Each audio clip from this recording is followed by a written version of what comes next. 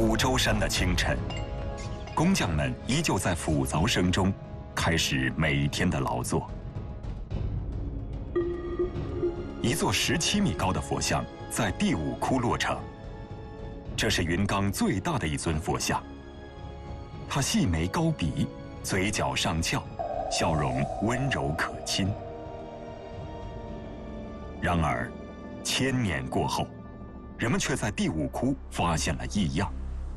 在这个石窟的壁面上，布满了各种小佛龛，但这些佛龛却显得极为凌乱，既没有统一的规划，建造的时间也不相同。第5窟还有一个特殊的地方，就在南壁的西侧有一个单元，谁家有钱，我开辟这么一个地方，它不是国家开凿的，不是皇室开凿的，这个呢就是补上去的。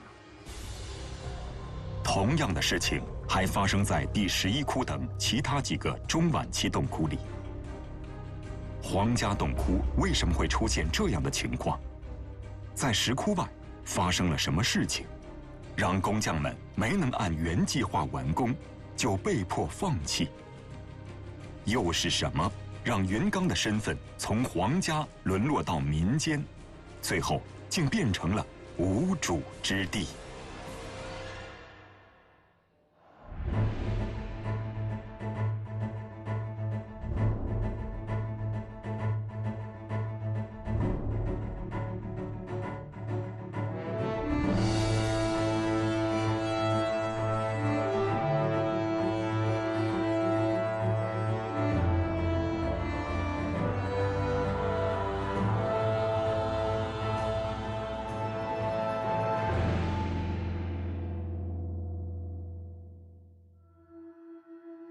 孝文帝太和年间，北魏帝国的国势正如日中天，北方已经统一，威胁边境的柔然人在一系列的军事打击下远遁。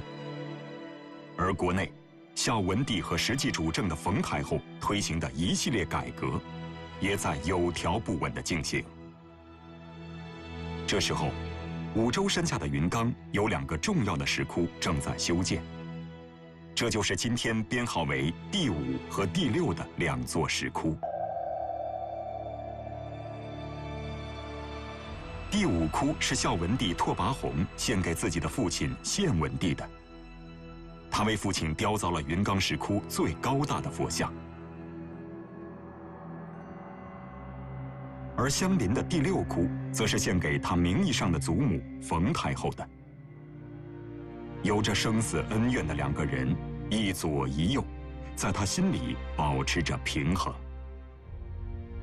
这2座石窟，如果说第5窟以高大闻名，那第6窟就是以精美见长。在第6窟里，找不到一块未经雕刻的石头，所有的地方都是精心雕琢过的。他以富丽堂皇的风格，描绘了一个热闹非凡、琳琅满目的佛国世界。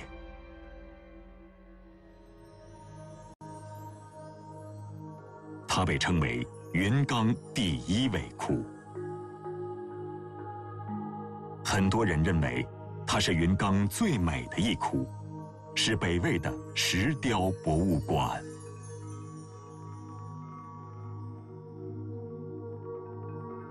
第6窟和第5窟的洞窟形制全然不同，整个洞窟四四方方，平顶。洞窟中央是一个连天接地、高15米的巨大塔柱，被称作中心塔柱。中心塔柱从力学角度说，支撑了窟顶；而从佛教的角度说，建塔即建佛。塔起源于古印度埋葬佛祖舍利的一种叫做苏堵坡的佛教建筑。在云冈，我们看到这种建筑已经被加上了中式的屋檐。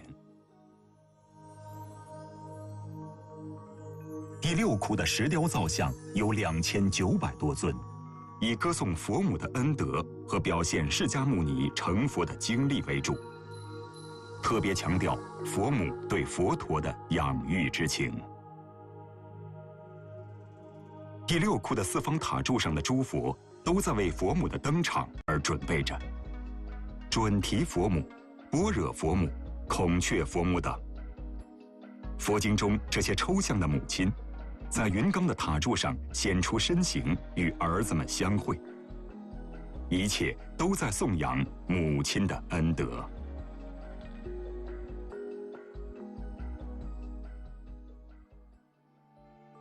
孝的主题是云冈石窟中期造像的一个鲜明特点。比如，第9窟著名的闪子本生，讲的就是一个孝道的故事。至孝的闪子河边汲水时，被打猎的国王误杀，临死前仍念念不忘失明的双亲，这感动了佛祖，让他重生。为什么他要宣传？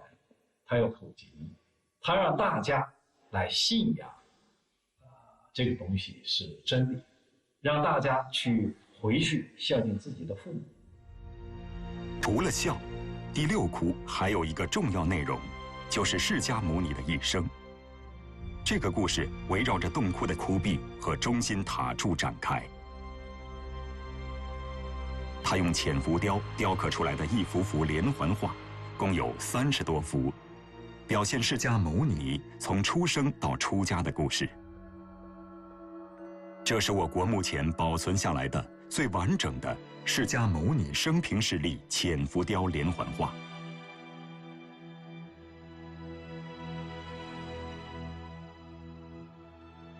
释迦牟尼的母亲迦毗罗卫国的王后摩耶夫人梦到白象，从腋下生了释迦牟尼。这个幼叶诞生的故事是佛传故事中的重要内容。第6窟中心塔柱表现的就是释迦牟尼诞生的那一刻。摩耶夫人右手抓着无忧树枝，高高抬起右臂，右腋下露出半个婴儿。她的妹妹则在左边搀扶着她，旁边一个菩萨，双手交叉在胸前，流露出激动不已的神情。这就是释迦牟尼传奇的降生。在四周的窟壁上，是一个在凡间名叫悉达多乔达摩的王子成长中的各种神迹。这是一幅建设七谷的传记故事，反映了释迦牟尼成佛前作为王子同同族兄弟射箭比武的情节。他天生神力，一箭射穿了金、银、铜、铁、石等7面大鼓。在东壁和南壁的转角处，有4幅连续性非常强的故事雕刻。这是万事顺遂、志得意满的悉达多王子发现人间苦难和解脱之道的一段经历。悉达多王子在都城的东门遇到了风烛残年的老人，在南门遇到了痛苦的病人，在西门则遇到了悲悼的葬礼。后来，他在北门遇到了一个从容自在的出家人。这时他找到了摆脱尘世痛苦的答案。于是，偷偷翻越都城的城墙，出家修行。第6窟的窟壁一共分为4层，释迦牟尼一生的故事从窟壁的第2层开始，向第3层逐步发展。第2层与第3层的分割线，采用了像忍冬这样的花草纹饰。因为这个花草纹在公元5世纪的时候，这个花草纹才开始盛行，而这种纹饰它是从波斯传过来的，在云冈石窟大量的用了这个花草纹，给它隔开了。隔开了以后呢，它就隔出来第3层。第6窟窟壁的第3层描述的就是释迦牟尼成佛以后的一些故事。再往上，又有一个莲花瓣纹饰带，隔出上面的第4层。第4层的4壁是通高3.8米的11尊华丽的释迦牟尼立像，旁边则是供养菩萨围绕，呈现出一个庄重宏大的场面。如果我们把第六窟所有的佛传故事当成一个整体看待，那么我们就会发现，这个洞窟在描绘佛陀故事的时候，还留下一个谜题，那就是他并没有描述释迦牟尼涅槃。相传，已经顿悟佛法的释迦牟尼后来重病，他侧卧在无忧树下，毫无痛苦地平静而逝。一个如此重要的事件，怎么会在佛陀故事里缺失呢？答案就藏在中心塔柱里。我们这个洞窟，我们说，从他的这个佛传的一生故事来讲，从他的这个丞相投胎，然后到他的这个腋下诞生，到他的后来出游四门，于成出家，然后鹿野苑讲法，成道了之后，鹿野苑讲法呀，什么这些佛传故事，一直上去就是没有涅槃像，这个很奇怪的，因为这一生的故事里头，涅槃是他非常重要的一个人生的一个片段。但是在我们六窟里头没有涅槃。实际上，你看它这个设计太精妙了，整个绕行一圈，最后以这个塔来结束了这个故事。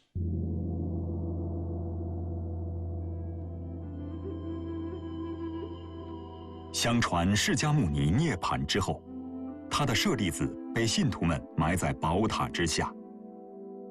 他就是佛陀，他就是涅槃。第六窟就是以塔柱本身象征了释迦牟尼最终成佛的时刻。第六窟精美华丽，已经达到了当时工艺水平。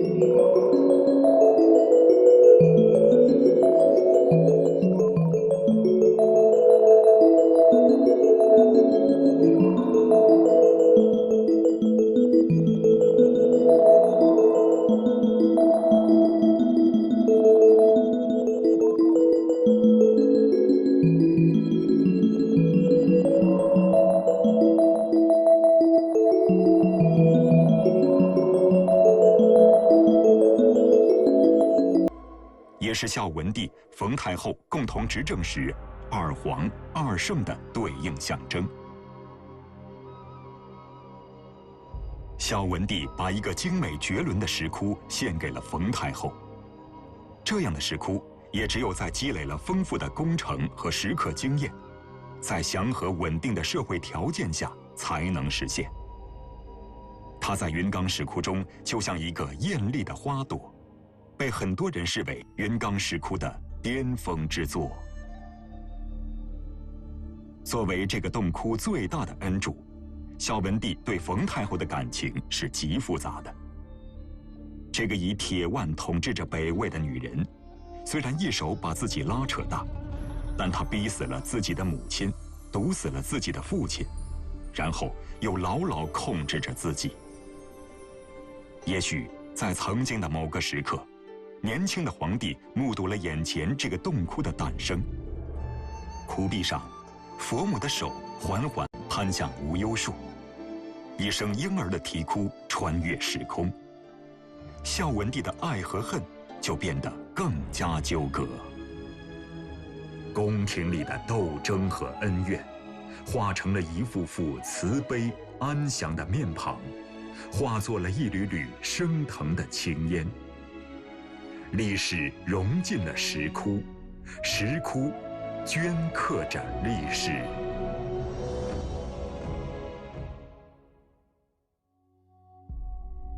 这是大同市博物馆馆藏的永固陵出土文物，每件文物中都留有冯太后传奇的印记。记载中，冯太后的陵墓于太和13年完工，这个浩大工程的收尾总算及时，因为第2年的冬天，主宰了北魏2代王朝的冯太后就去世了。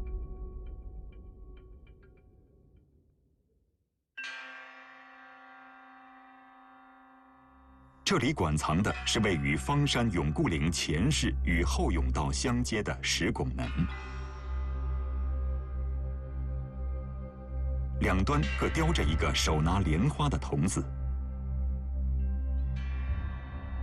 石柱两侧各雕了一个含珠回首的孔雀，石柱底部被雕成了兽首的形状。这个拱门是北魏时期雕刻艺术的杰作，也印证了史料记载中对陵墓的描述。《大同府志》记载说，永固陵自太和5年起作，8年而成。它规模宏大，是已经发掘的南北朝时期最大的陵墓之一。这座壮观的陵冢也是北魏王朝陵园的典型代表。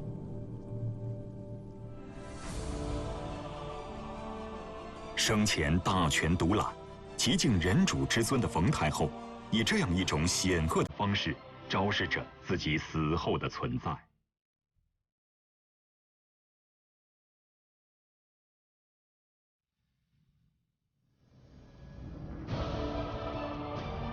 而孝文帝也把孝道的故事演绎到了极致。在永固陵以北1公里的地方，他为自己修建了一个规模小得多的陵墓，这个陵墓的名字叫万年堂。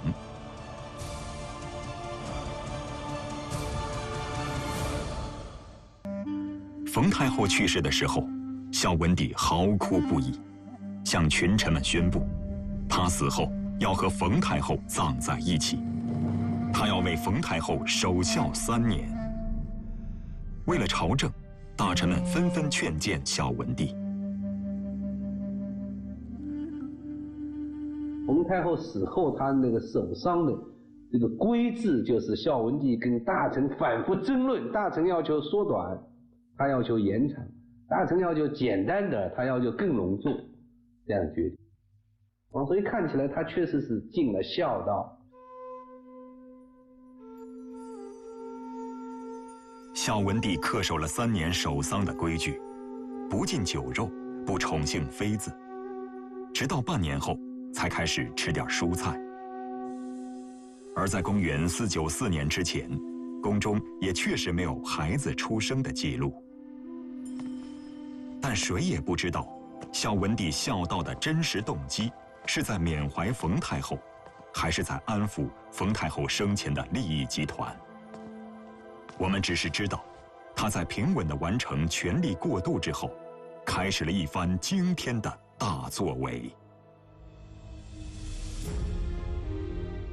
孝文帝结束守陵之后，做出了一个重大决定，他要倾举国之力向南朝用兵。对南朝的军事行动，当时是经常的事情，谁也没有猜想到孝文帝此举的真实意图。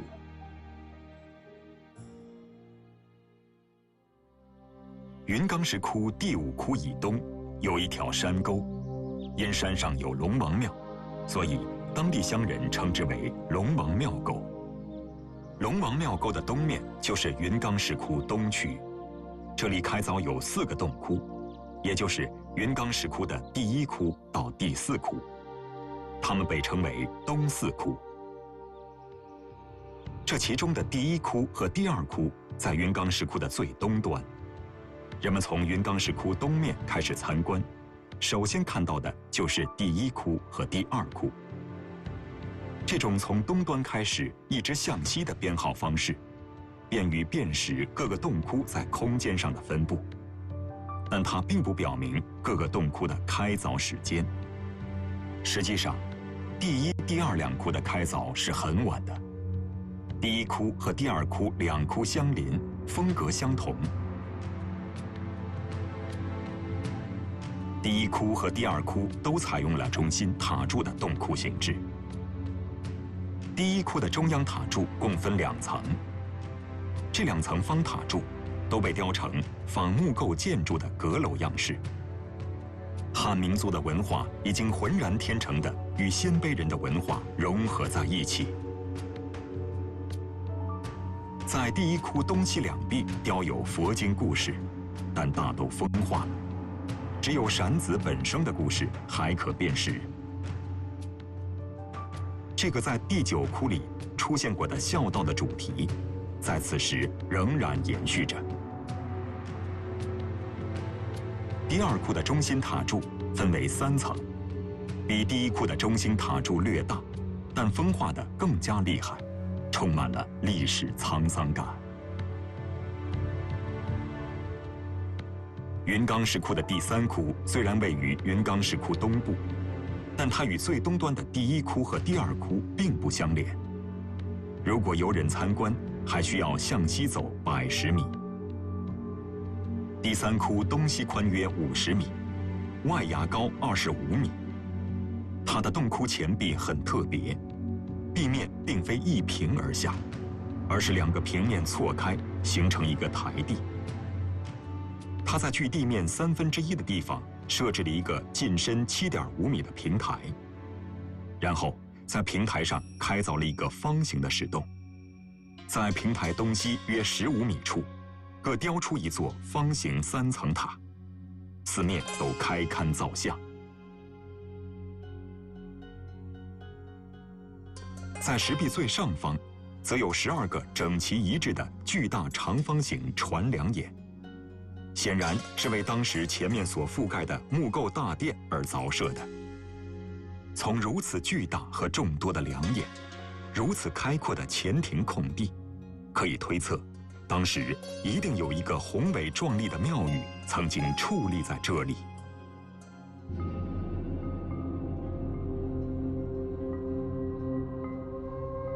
云冈石窟曾有过连绵的10座寺庙，第3窟据说就是其中的灵岩寺，它是诸多寺庙中最为宏大的，以至于历史上有很长时间，人们是以灵岩寺来称呼云冈石窟的。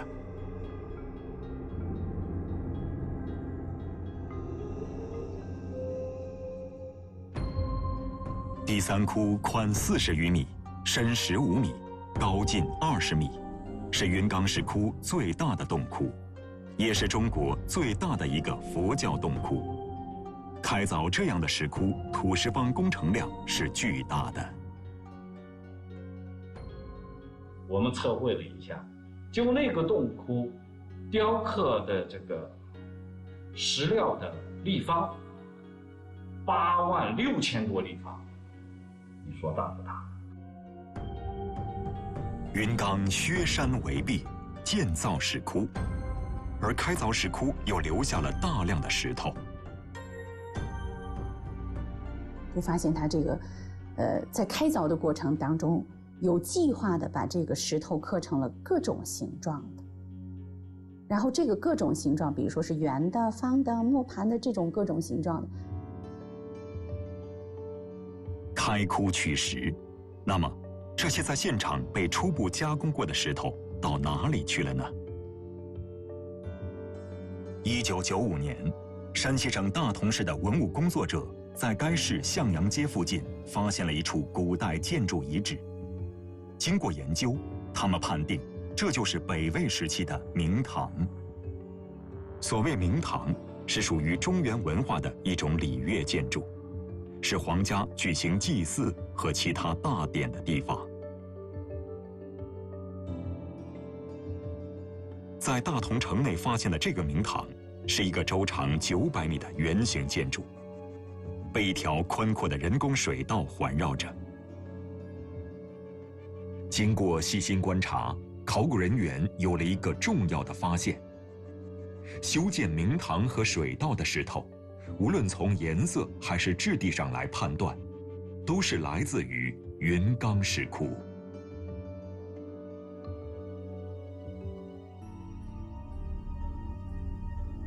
对于许多到过云冈石窟的人来说，眼前的景象可能是令人惊异的。2010年，大同市政府按照古籍的描绘，对云冈石窟景区进行了大规模的整修治理，力图恢复云冈当年的景象。北魏的地理学家郦道元曾到过云冈，他在《水经注》里描述云冈，说这里山塘水殿，烟寺相望。那时候，一条叫五洲川的河从云冈石窟前流过，有了五洲川的水，才有所谓的山塘水殿。而开窟和造佛留下的大大小小的石料，就顺着五洲川河道运到了平城，被用于城市建设和日常生活。应该是山的前头就是河，所以我们在后期的这个考古，依然在云冈石窟前头这个大约也就是40-50米的这个位置，就发现了五洲川的河道，就北魏当时五洲川的河道，说它的河道就在这儿。史料记载，修建明堂是孝文帝在太和10年提出来的。5年之后，明堂修建完成。这时候，冯太后刚刚故去，他和孝文帝共同主持的均田制、班禄制等一系列改革已经完成，国家进入了鼎盛时期。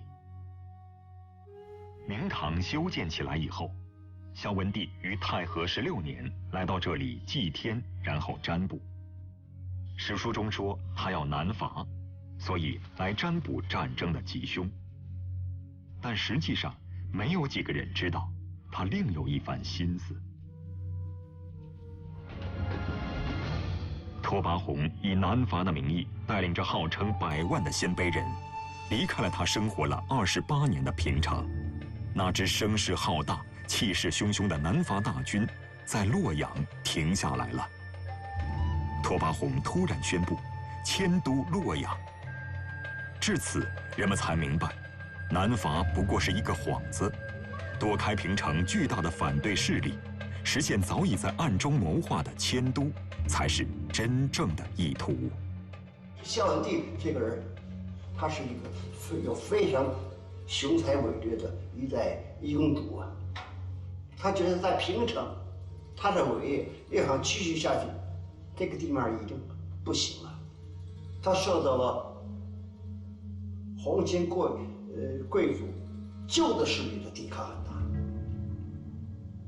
他想革故鼎新，另开生面的。洛阳传统是周公治理卓越所建，是周公所建的都城，居天下之中，是王者天然的笃会。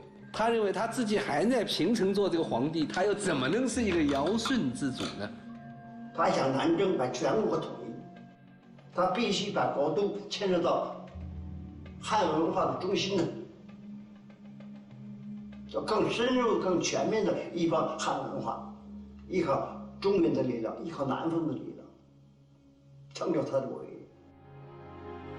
平城的官员和百姓对骤然而至的迁都决定毫无准备，同样毫无准备的还有云冈日夜工作的匠人们。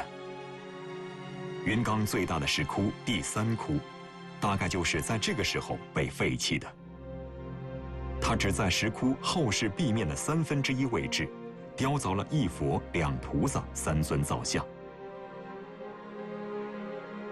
而这3尊造像，从风格和雕刻手法看，也并非是北魏，而是初唐时的作品。我们就会说，是不是因为这个公元494年孝文帝迁都洛阳，随着经济中心的转移，京都的南移，人和钱全带到洛阳去凿龙门石窟去了，所以这个洞窟没有完工，才形成了今天的这个情形。洛阳自古就是中原名城，孝文帝要恢复这座城市的荣光。更重要的是，他要在这里完成一个在地理和文化上都更加接近中原的鲜卑帝国的改造。公元494年春天，他下令废止西郊祭天的鲜卑传统。同年，他下诏以汉服代替鲜卑服。7月9日，他规定以汉语代替鲜卑语。迁徙到洛阳的鲜卑人要以洛阳为籍贯，死后不得归葬平城。2个月后，他诏令留在平城的六公和文武百官全部迁到洛阳。公元5世纪的北魏都城洛阳，已经是一座文明程度很高的大都市。这座目睹了数朝兴衰的古老都市，在拓跋宏的推动下，迅速恢复了元气。巍峨的皇宫、整齐的街道、美丽的园林、众多的学校和完善的公共设施，还有1000多座宁静的佛寺，让洛阳当之无愧地成为当时世界上最大最美的城市。有学者认为，北魏洛阳规模之大，在我国历史上不仅是空前的，而且也可能超过了过去认为我国封建时期最大的都城隋唐的长安城。文献记载呢，在这个北魏洛阳城有320余坊，320多个里坊。那么我们根据我们的这个发掘的这个情况呢，基本可以复原出这320个里坊它所在的这样一个位置。但并不是人人都喜欢洛阳，很多人用消极的方式来反抗皇帝的改革。每年夏天，很多鲜卑贵族借口受不了洛阳的炎热，回到平城避暑。没有随皇室迁都洛阳的贵族官僚和夏季回访平城的大户人家，开始自发地在五洲山上开凿洞窟。民间造像形成了云冈晚期的主要特点。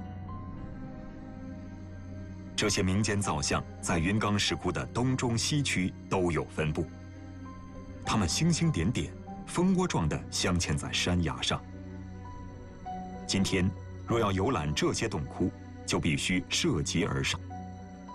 这种因地制宜、依地势而开凿洞窟的做法，显然是人力和财力不足所致。民间工程造就的小型化、随意化的洞窟，已经缺乏之前洞窟的那种大气象、大手笔。不过，褪去了皇家色彩，它也为云冈石窟填充了一种不同于以往的新风格和新印记。这就是一种人间情怀。第15窟窟内四壁布满了排列整齐的千佛，现存造像有13000余尊，故又称为千佛洞。云冈晚期的石窟呈现出繁复雕琢和简约凝练、杂糅共存的特点，往往在粗疏残破中能发现令人眼前一亮的精品。第30窟窟顶的飞天面容清秀，动作轻盈，是云冈晚期飞天雕刻中的亮点。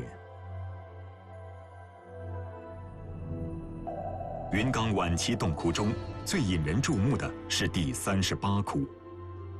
第38窟位于西部西段，是一座高于地面2米的方形小窟。窟门外两侧雕立式，窟口上方镌刻着一块题记。从300余字的铭文可以知道，这个窟是一个叫吴中伟的人为故去的儿子3品冠军将军吴天恩祈福所造。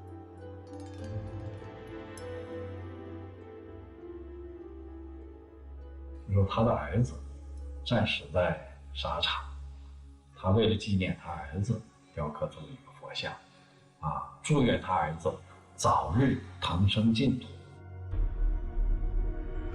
第38窟洞窟北壁的佛龛里面，仍然是释迦多宝2佛并坐像，都穿着包衣薄带式的袈裟。龛楣内雕了9尊禅定小坐佛。这座佛龛的龛基雕刻着2幅表现世俗乐舞场面的床岛祭乐图，床倒祭是一种杂技，画面里祭人在竿头做俯卧或旋转状，旁边有乐队鼓乐助兴。床倒祭也是北魏墓葬里经常表现的一种题材，主要的目的是以娱乐驱灾。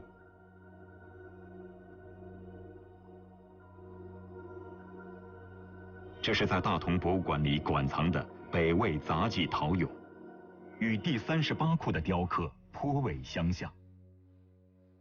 这是云冈石窟雕刻演变的有力证据。第38窟的东壁有上下2层龛，上龛主像为交角弥勒菩萨，龛基则雕刻着供养人和音乐树。佛经里说，音乐树在清风吹过时发出五音，微妙宫商，自然相和。匠师巧妙地在枝头精雕数层生动活泼的莲花化生童子，他们各持乐器演奏，以人籁代替天籁，为抽象的音乐创造了形象的意境。南壁窟门两侧分3层雕刻了佛陀故事龛，其中下层雕刻着山峦间雀跃的动物，山底并列大小2个佛龛，小龛里阿难正在坐禅，龛顶天魔波旬化作雕鹫俯冲下来袭扰他，大龛里的释迦右手穿透石壁伸过来，抚慰阿难的头顶，阿难恐惧立刻解消。这也寄予着建窟的父亲的愿望，他希望佛能把儿子在死亡的那一瞬的恐惧心理去除掉。第38窟如此丰富多变的造像内容，能够在一个如此狭小的空间内实现，简约凝练，不仅主题突出，而且形象鲜明，充分显示了北魏晚期雕刻家的艺术才能。他们让这个洞窟充满了人间情怀，不仅是敬佛，更重要的是祈愿，希望死去的人快乐。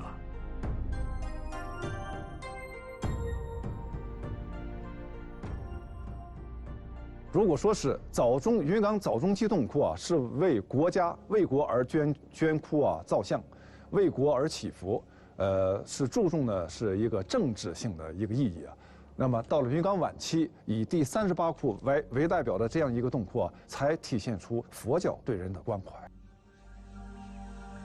虽然人们在情感上无法接受皇帝激进的改革，但多年的文化融合已经潜移默化地改写了一切。从洛阳市区南行13公里，流淌着蜿蜒北去的伊河。举世闻名的龙门石窟就凿刻在河岸两边的峭壁上。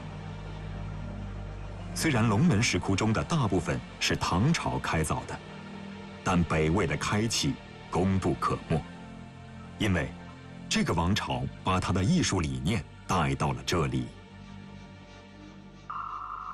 古阳洞是龙门石窟开凿的第一批洞窟。这座由天然溶洞扩凿而成的洞窟，有着800多立方米的巨大空间，早有佛龛1000多个，是北魏皇室贵族发愿造像最为集中的洞窟。它的开凿时间大约就在云冈的晚期。位于古阳洞正中的主佛释迦牟尼，清瘦的面容和包衣博带的服饰风格，也体现出云冈晚期的美学特点。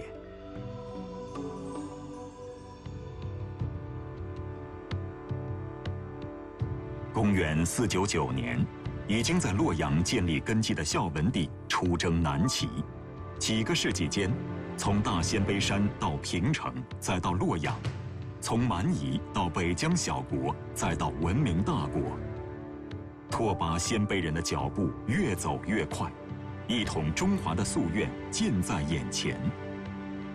然而，天不遂人愿，刚刚出发不久，孝文帝就病逝了。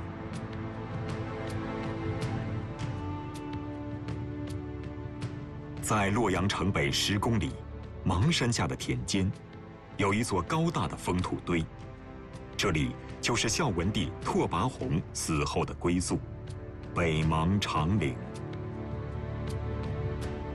而大同郊外，离冯太后宏伟的永固陵不远的地方，孝文帝为自己修建的陵墓万年堂荒寂了。他要在自己100年之后安葬在祖母身边的意志，也都随风飘散了。作为一代帝王的拓跋宏，在离世之后，并没有实现自己的心愿，而是葬在了远离祖母陵墓700多千米的洛阳，足以令后人来体会其间的意味。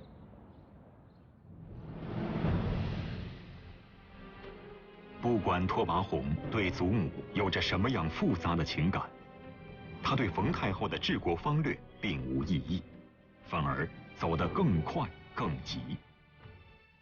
冯太后的去世让拓跋宏真正拥有了帝王的权利，他终于可以按照自己的意志一展宏图。鲜卑与汉的融合在他手里彻底完成了。拓跋宏去世之后，遥远的五洲山上还有些零星的开窟活动。云冈石窟的第4窟就在龙王庙沟的转角处。即使在洞窟外面，也能知道这座洞窟并未完工。洞的入口处还没有凿就，洞内虽经开凿，造像也大致完工，但还未细加修饰。还有一个特别的现象，那就是洞窟的拱门和地面有大概1.5米左右的落差。人们想看看洞窟里面的究竟，只能攀登而上。这种选址的随机性是云冈晚期石窟从皇家工程变为民间工程的结果。但无论如何，洞窟的整体处理如此草率，显然也不是开凿者的初衷，一定是突发事件使他们不了了之。第4窟洞内很小，窟顶很薄，洞内的造像风化严重。在东壁、西壁和南壁上，可隐约看见1佛2菩萨雕像，窟顶处也可见飞天与莲花。但洞内的这些造像已经没有什么价值和意义。倒是在南壁，20世纪40年代，学者们发现了一块造像铭记。铭记记载，第4窟是一个周姓女子为王夫所造，时间是北魏正光年间。这是云冈石窟有记载的最晚的一块造像铭记，它提示了云冈结束大规模开窟造像工程的时间节点。这个时间和大唐内典录和金代石碑所说的云冈石窟终于正光相吻合。60余字的为王夫示钟造像记，包含着丰富的文化信息，使这个不起眼的洞窟在连绵1公里长的云冈石窟中脱颖而出。孝文帝死后，北魏曾延续了一段较为繁盛的时期，但好景不长，到了正光年间，内政混乱，军阀争权，王朝显现出了末世景象。公元524年，北方爆发了一次被称为六镇之乱的大规模叛乱，北魏军队节节败退，被迫退守平城。兵荒马乱中，五洲山上的石窟工程被迫停止，再也没有重启。第4窟成为云冈中区的尾音，时间就定格在正光年间，也就是公元520年到525年。当平城不再是北魏王朝的都城，不再是国家经营的中心，它从此失落了，失去了天子脚下风光无限的繁华梦影。北魏末期的六镇之乱以后，平城沦为抢夺、杀戮、纵火的对象。此后，云冈石窟在摧残和修缮的轮回中度过了自己的千年岁月。太平的年景，人们会怀着前进之心，去雕补绘饰他们心中的神灵。而刀兵之年，云冈石窟则饱受偷盗损毁之苦。此外，还有年复一年的水害、风化的摧残。第20窟的露天大佛是最为人们所熟知的，但大佛露天完全是一次意外事件的结果。这座石窟在北魏时期就发生过坍塌，以致砸毁了它的西力佛，也使它的主佛暴露在外。1992年，在第20号窟西侧，考古人员找到了因崩塌而毁坏的西力佛残件，而重新拼装西力佛的任务就落到了苑小钟身上。在整理残片的过程中，苑小钟发现西力佛手上还有一些鲜红的颜色，这是朱砂红，北魏特有的颜色。因为埋在地下，没有受到太多的雨水冲刷，还保留着。也就是说，这些佛像在北魏的时候都是有颜色的，只不过随着岁月和风雨，它们消退了，看不见了。